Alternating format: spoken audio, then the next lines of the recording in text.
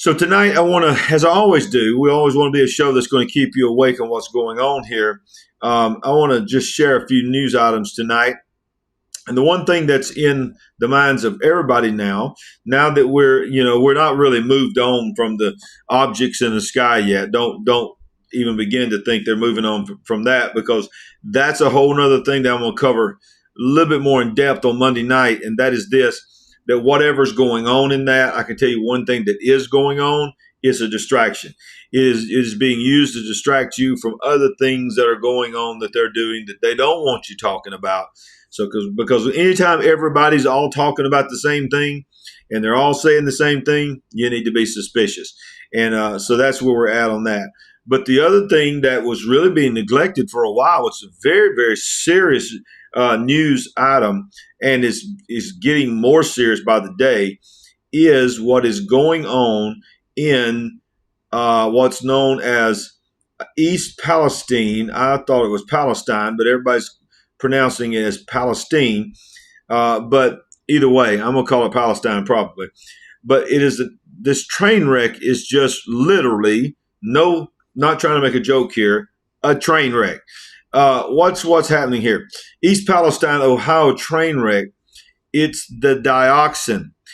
It's not just what's in the tanker cars. It's what happens when they burn and combine. This may be the largest dioxin plume in world history. So I want to read to you this article here. This person is explaining to what's happening. He says, most coverage of the train wreck in Palestine, Ohio is missing one word, dioxin. There are reportedly 14 tanker cars full of vinyl chloride, a precursor to polyvinyl chloride. That is vinyl. Burning vinyl is the most serious source of dioxin in the environment, whether from trash incinerators, house fires, or chemical spills. While vinyl chloride is a precursor chemical to making PVC, anytime chlorinated compounds burn, there will be dioxins created. And dioxin is a manufacturing byproduct of manufacturing process involving chlorine, from disinfectants to the bleaching of paper. There was plenty of dioxin in those tanker cars before they caught fire. This mess of 14 tanker cars, really many more, but 14 had vinyl chloride, was then set on fire by the government, apparently to make it easier to clear the railroad tracks. Did you hear that? That is not conspiracy. That is a fact. Our government set these on fire to burn them, to try to clear it as much as possible. This was the worst possible decision. It has turned many, many miles into what should be now no man's land. And this article says, and I've not heard one single test for dioxin being done. And you can see some other things that's showing about this affects a very large region of the country. This is not a local issue. This massive plume will spread far and wide, is being blown by the prevailing winds across Ohio, Pennsylvania, and New York State towards the population of the northeastern U.S. And via land and water, the toxins can spread in many directions, via water, soil movement, and air. And the contamination is so serious that even soil tracking will spread significant amounts. He goes on to talk about the dangers of dioxin.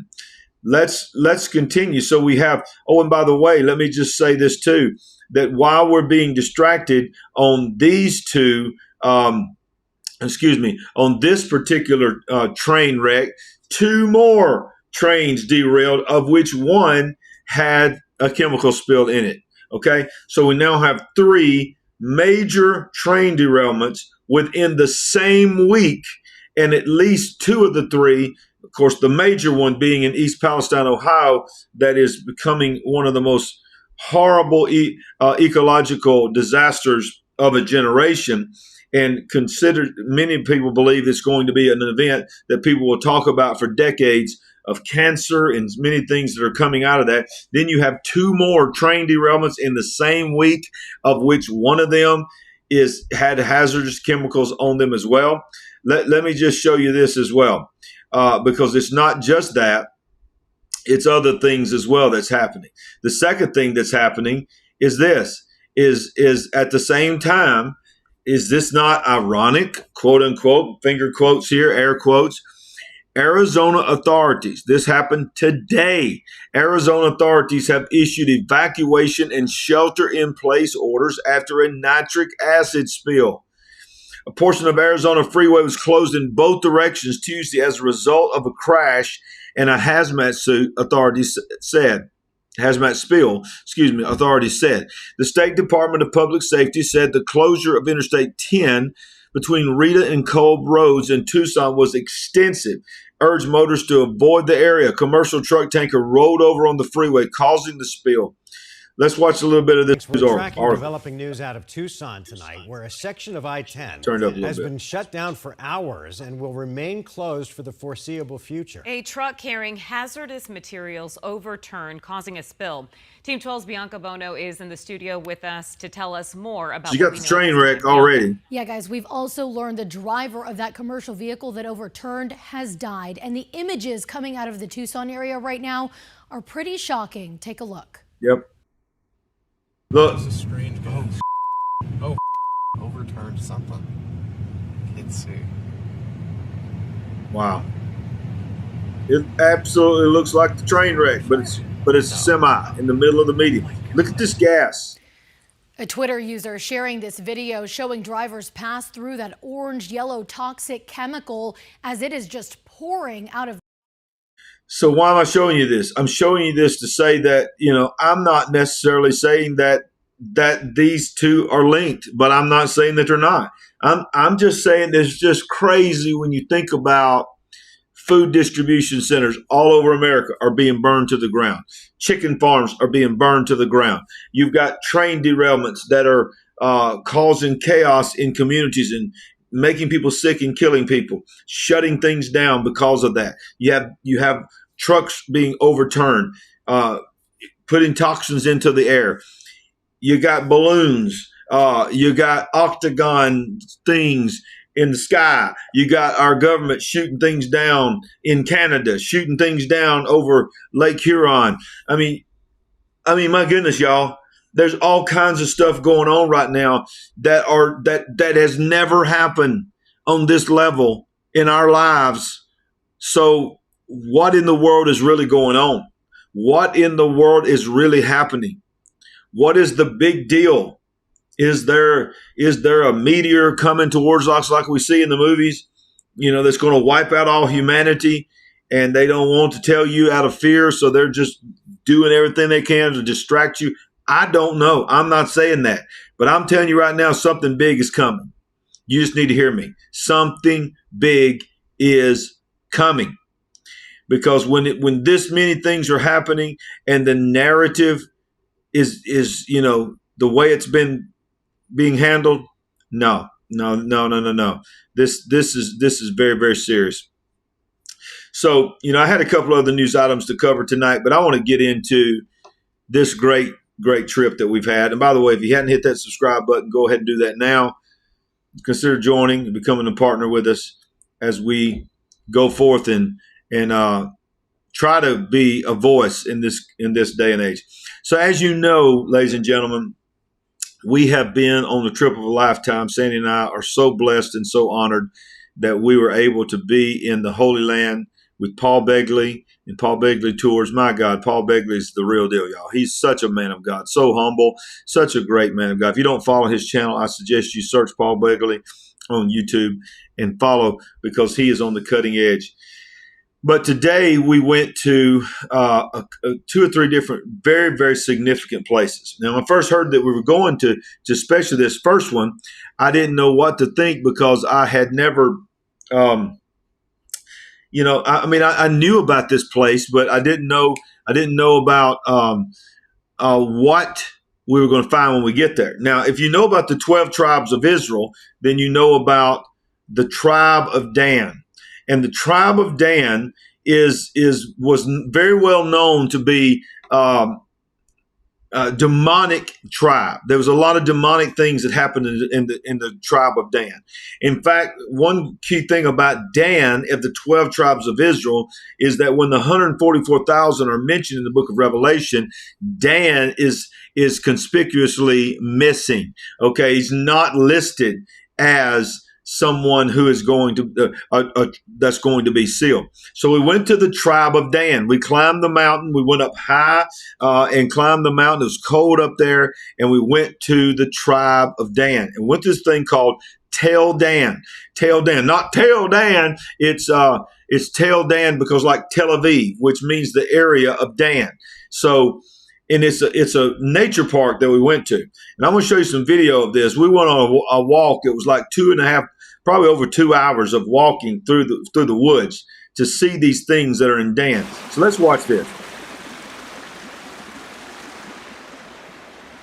So as we took off, you can see Sandy. As we took off, we start walking. Look, this is the path, y'all. This is what we were walking through on our way through an area called Tel Dan National Forest. Now, when you go up through this area, where we are tracking is towards some very key biblical points that happen. And because we're not just there in the Holy Land to walk in the footsteps of Jesus, this was the Holy Land. It's been the Holy Land for many, many years. So many of the things that are there that are widely known that have been confirmed by archaeological This is a very interesting site behind us. This is is tied to even Old Testament things. So what I want to show you right here, this is so cool, y'all. This is amazing, amazing archaeological discovery. And as you can see by the tent behind me, they are actually working on it right now. This is, if you know the story of when Jeroboam in the Old Testament began to start his own kingdom that was in competition with David, he goes into the tribe of Dan, goes up on this mountain and sets up his own little, basically a new religion, a cult. And he builds his own Holy of Holies. He builds his own temple. And he created his own little surrounding here. And that's what this is. So I'll tell you about it right here. Ruins of a cultic, actually imitation tabernacle that Jeroboam built here in his rebellion. He built an altar. He sacrificed things here. This is the ruins. We are actually standing in Dan. This is called Tel Dan, is what they call it. This is the tribe of Dan. And these are the ruins that they have unearthed from the, I guess it would be an imitation temple of what he was in rebellion against the lineage of David and the household of David. He did not want people going to Jerusalem to remember David so that they would go back to serving God in Jerusalem. We're going to show you some shots of New Jerusalem, if you will. And right behind us, that the altar was removed and taken somewhere else that we know of. But the sacrificial steps, if you can come right here, Sandy, these steps that go up underneath that tree that overlook the mountain is where they would actually sacrifice the animals here and try to make this a Holy of Holies. And this tree is an ancient olive tree. We don't know how old it is, but it's one of the oldest ones around. You can just see it's so holy and sacred, the olive trees are around here, that they are not excavating around it to preserve its life. Can I say one other thing? Now listen, this is so key because where that sacrificial altar that they had made there it was overlooking directly across from Mount Haran. And it's insane, the view that's up there. But it was made to look like it's like they wanted to be the fake Solomon's temple, basically. And so they created this art. He had his own place, his own place of worship, his own Holy of Holies, his own priests and all of this, because he did not want people going to Jerusalem, because the Bible said if they went to Jerusalem, they would remember David and they would want to worship David. So they excavated this, revealed it. There's markings on it that proves it. And one of the things that we learned on this trip is that tour guides, when they go to take you to a biblical site, they have three categories, I should say, A, B, and C. A means 100%, without a doubt, archaeological agreement is this is the site of that story in the Bible. B site means probably is. Can't prove it. It's not emphatic. It's not 100%, but probably is. C is probably not here. This is sort of something the Catholics came up with, or somebody else said we want to point this and just sort of be something that we do as in memorial of the situation, but it's probably not the actual site. Well, this site that we just showed you is an A site. It is absolutely an A site. So when you read the story of Jeroboam setting up his own kingdom, wanting to become his own king, you've now seen video. I've actually walked through the actual site. Here's another one. Ladies and gentlemen, this one is huge. This is an A site. This is considered to be an A site. In fact, Amit, our guide there standing next to me, said it's probably an A minus, but it is an A site.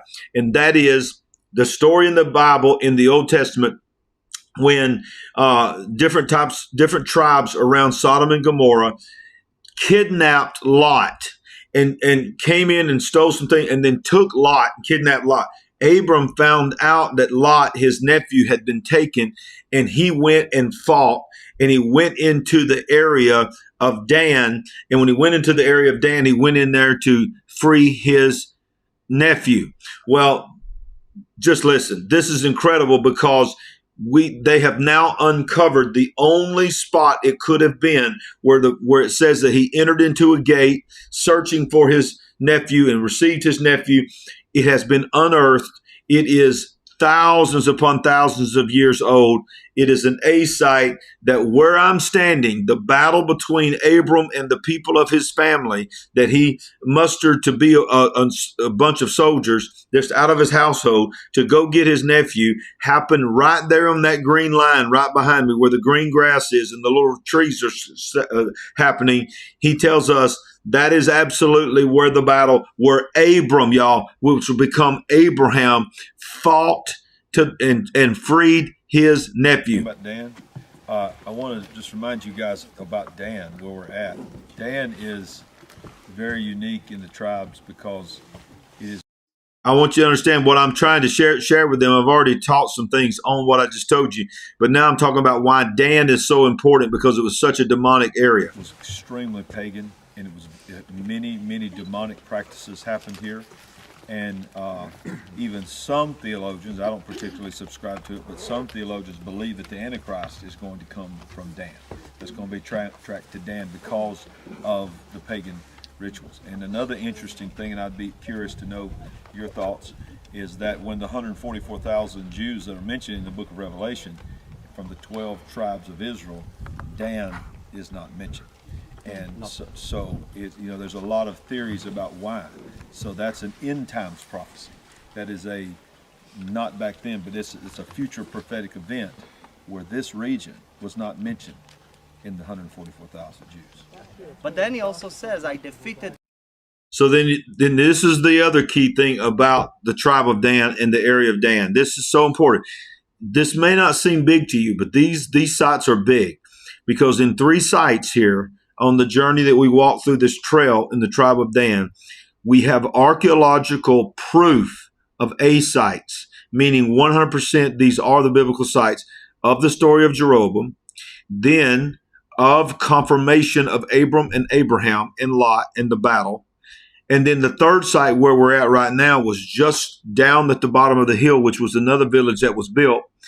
And it was at this site right over the back right shoulder of Amit, which is our guide there, where the first archaeological discovery ever made to prove the existence of the house of King David was found. There was an inscription found there that referred to the lineage of a king and said of the house of King David. And for so many years, there had not been a single thing found to prove David existed. And they carbon dated this to the time around David's time, and it was emphatic proof. It's now in the museum of the Israel Museum, this thing that was found in the ruins, in the dirt behind him, proving the existence of King David. Ahab, son of Omri, which is huge ex-biblical proof for the existence of Ahab and Omri. But more important, and I killed the king of Judah from the house of David. Yeah. Wow. Drop the mic right there. Yeah. Drop the mic right there. The first time they ever found an ex-biblical source saying the house of David. Where was that found? Right there. Yeah, it's in the Israel Museum. Okay. In Jerusalem. Yeah, I remember Moji telling us about it. So that was, for so many years, for even generations, people said there's no proof that the kingdom of David ever existed. And that shut them up. Let's shut them up. All right. So let's move quickly into this show because it gets better each time. The next one, y'all. Woo! This one's big. You remember when Jesus was sitting around the campfire with his disciples and he said, who do the people say that I am? And some say you're Elijah. Some say you're Isaiah. Some say you're one of the prophets. Some say you're John the Baptist. He goes, okay, I know what all they're saying. Now, who do you say that I am? Remember the famous line Peter said, you are the Christ, the Son of the living God. He said, Peter, flesh and blood has not revealed this to you, but my Father which is in heaven. And he said, Peter, I say unto you that you are the rock. And upon this rock I'll build my church. Finish it with me, y'all. And the gates of hell, Hades, the gates of hell, Hades, depending on what translation you have, will not prevail against you. Okay, you know that story? Well, let me tell you where that story was said. It's an A site. It is an absolute 100% A site. It was said at what I'm about to show you. There is a place there in Israel that is known as the gates of hell. It was a very demonic, huge cave where children were sacrificed, where horrible demonic spirits were. It was very well known. There was pagan gods. There was a temple to Zeus. There was a temple to Pan, the Greek god. All these things, and so many children and women and virgins were killed and murdered and brutalized. Orgies, all kinds of things in this area right at the base of this cave that I'm about to show you. And it was known in the days of Jesus as the gates of hell. They believed there was so much demonic activity there that they believed this cave was actually the entrance to hell. Now, we know there's an actual hell and an actual gate to hell, but you got to understand, you got to put it in context. That's what going to the Holy Land does. When Jesus was teaching that, he captured their greatest fear. That was the most feared place for them to be. And he pointed at this cave. He was standing right here. Two things you got to realize. What I'm about to show you is the famous story of the gates of hell. And you're going to see what he meant when he said that and what he was using almost as an illustration of a sermon. But the other greatest thing is I walked on the exact area today where the first recorded declaration by a human being out loud acknowledging that Jesus was the Messiah. When he said, you are the Christ, the Son of the living God, when Peter said that, he said this right here. And that was the first time anyone had ever publicly acknowledged him to be the Messiah. Watch this, y'all. Let me tell you something. It was a beautiful sight to see, but it was evil. I could feel the demonic spirits up there. I'm not hyping that up. It just felt different than any other place, but it was also unique to be there. So this is the cave. This massive cave. You'll see the indention on the right side there that's carved in, and you'll see a bunch of other little indentions that are carved in just a moment. And that is the place where they would put their gods, their little statues. So as we're climbing up here, we're literally going to the gates of hell. And that's what this huge cave was known as. I'm going to show you inside this cave is the altar. Is where they were sacrificing. Right there in the middle. In the middle. Yeah, that's the altar. Dear God. See that? The altar is still there. How horrible is it to look at that and know that even in the days of Jesus and probably generations before him, many, many children and many, many young girls were killed, brutalized, and murdered right there on that rock. That is the altar within the gates of hell. And then just to the right side of that was a temple built to Zeus, the Greek god. You see all those indentions in that right there was all the way up that hill. These are some of the few ruins that were left. That was a temple to Zeus and Pan, which is where we get so many words like pandemonium, panic, and now even pansexual. These are things that were very sexualized and demonic gods, little g's of that time. This is one of the most evil areas anywhere in Israel. And this was the gates of hell. Right there, somewhere around where we're walking, Peter looked at Jesus and said, you are the Christ, the Son of the living God. Is that not incredible? Is that not incredible that you have the opportunity to walk in and then their whole perspective changes. You know that Jesus was talking about the gates of hell itself too, but he was using something that they thought was, yeah, that's another good one right there, Robert, pandemic. Think about that. But this was a demonic, almost illustrated sermon that he was using. And it's just incredible to see that. That's known as the gates of hell. In fact, it's Caesarea Philippi. All right. So then here's probably my favorite part of the day is where we ended today. And this will be the last thing I show you. You know, most of you know the famous woman in the Bible named Mary Magdalene. Mary Magdalene is called Mary Magdalene, not because that was her last name. She was from Magdala. It was from a village, a township called Magdala, which was on the banks of the Sea of Galilee, and would have been a very frequented place that Jesus would have came. Because remember, I showed you yesterday when we went to Capernaum. Capernaum was the place of Jesus when he's born in Bethlehem. He was raised in Nazareth.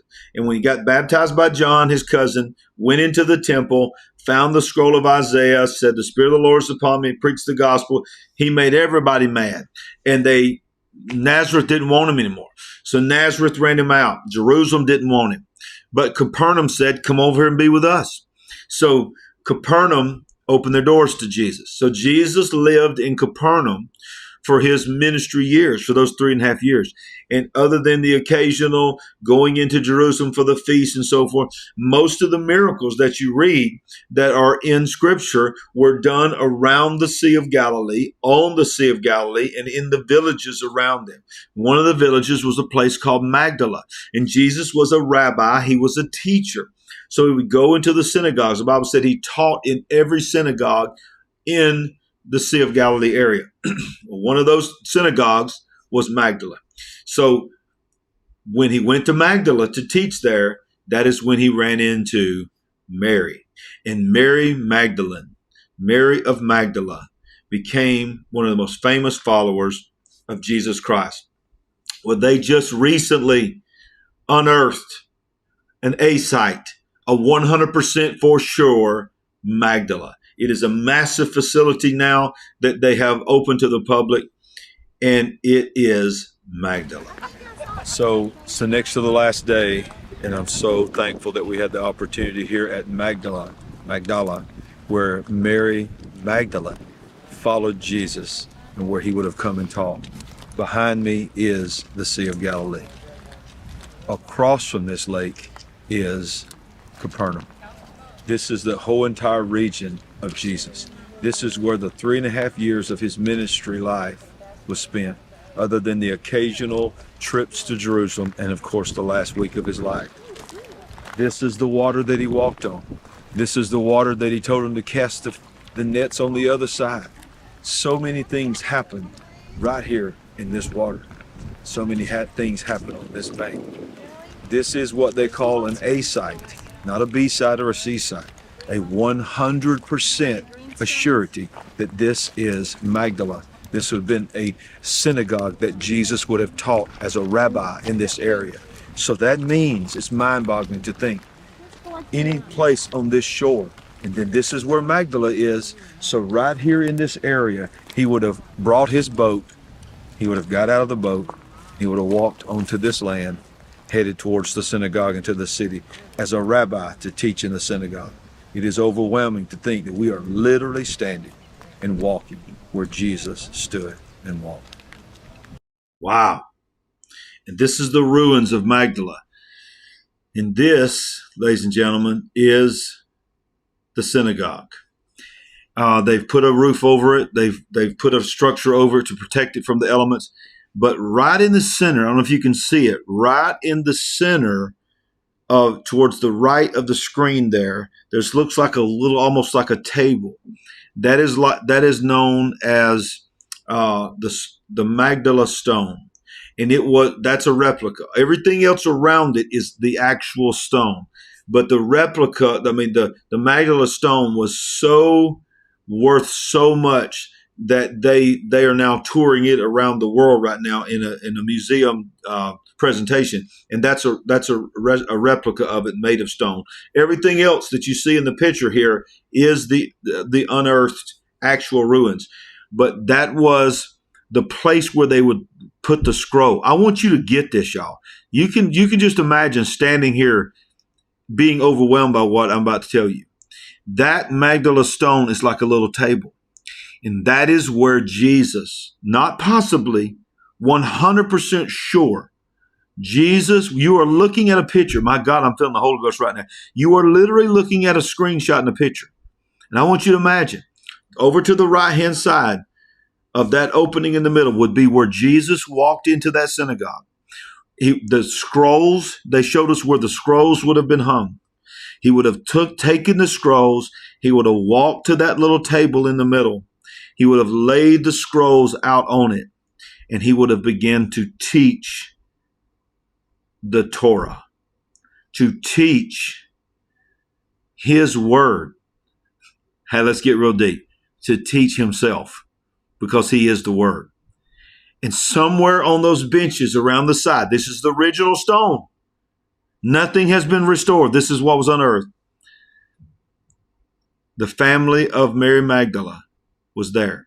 Now, she would have not been on the bottom because women were not permitted on the bottom. She would have been probably on the second level or somewhere outside. But somewhere in that picture, y'all, she came across a man named Jesus and absolutely turned her life around. Oh, my goodness, this is incredible. These are some more of the ruins. These are that was a barricade they put up to try to stop the Romans. The Romans came in and destroyed this completely, wiped them out, killed them all, murdered them. They said they found human bones burned. Mary Magdala's town was absolutely leveled by the Roman Empire, and everyone there was murdered. They even found a child's hand that he said was 100% cut off by a sword.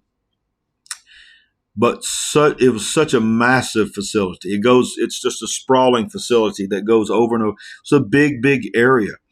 And, one of the things he pointed out was the reason Capernaum's synagogue and so forth stayed intact was because they chose not to fight the Romans. They opened the gates and let the Romans in, and the Romans just consumed them and took over their city, but left their ruins in place where they destroyed Magdala. Because why? Magdala decided to fight, but they were outnumbered. They was just a bunch of farmers trying to fight the Roman elite.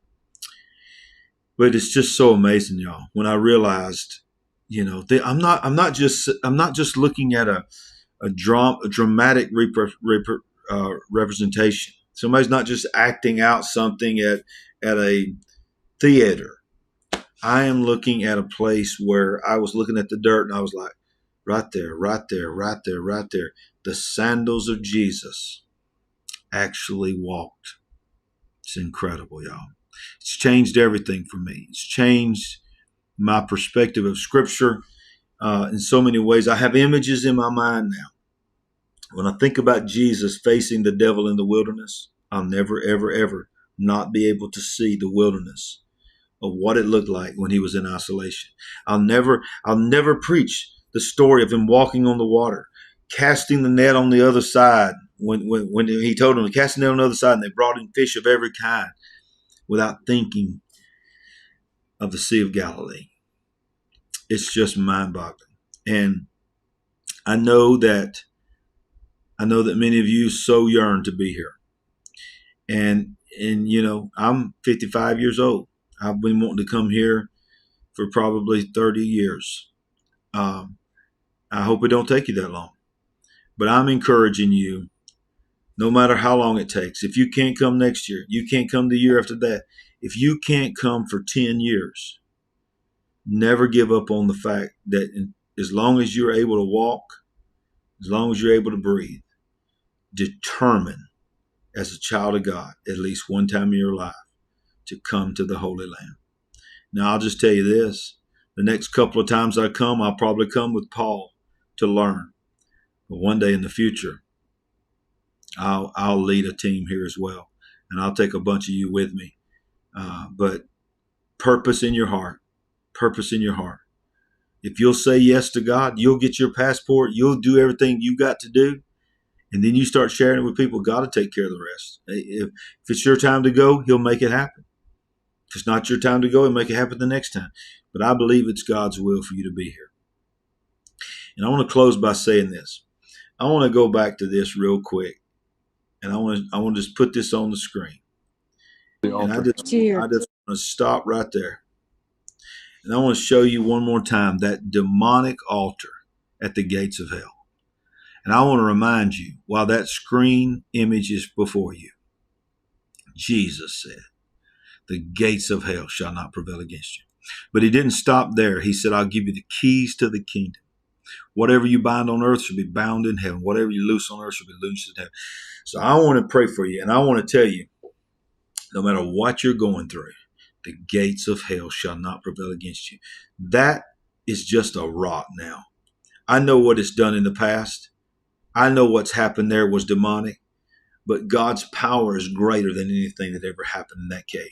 And God's power is greater than anything that's going on in your life. So before I let you go, I have to give you the opportunity to pray this prayer. Surrender your life to God, and you'll understand what Jesus meant. That nothing that hell has can conquer you. This is how you do it. You say, Jesus, forgive me my sins. Come into my heart and save me. I surrender everything to you. I give it all to you. You are God. You are the only way. And I give you my life. In Jesus' name. That's it. If you meant it, if you truly meant it, not just that you said it, if you truly meant it, and you really, truly decided tonight to turn about face on the wicked ways of your life and go towards God, you're saved. Your name is written in the Lamb's Book of Life. My God, what a glorious, glorious thing to know. If you prayed that prayer, if you got born again tonight, or if you were rededicated to your life to God tonight, comment below and let me know.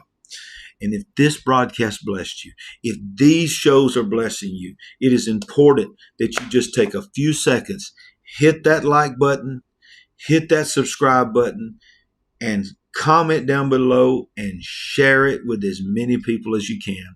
And be with us tomorrow night as we do our closing show, and then every Sunday night and Monday night. And let's build this big picture family together, and let's wake up the world to the kingdom of God. Because I got a feeling I'm not the only one that's not woke. I got a feeling that my big picture family is wide awake. Amen. Thank you for joining me. I know it's been a long show tonight. I promise you, I'm probably tireder than you are right now. And I'm about to get into bed. It's almost 10 o'clock here, and we got a long day. And then tomorrow night, around midnight, I'll be on a plane headed back to New York City. New York City! Then I get to go home and see my bunny rabbit and my family. And I'll be live, by the way, Sunday night, Bible study. I'll see you then. God bless you. Thank you. We love you. Thank you for joining us on this trip. But don't forget, got one more tomorrow. Tomorrow, guess I'll give you a sneak preview.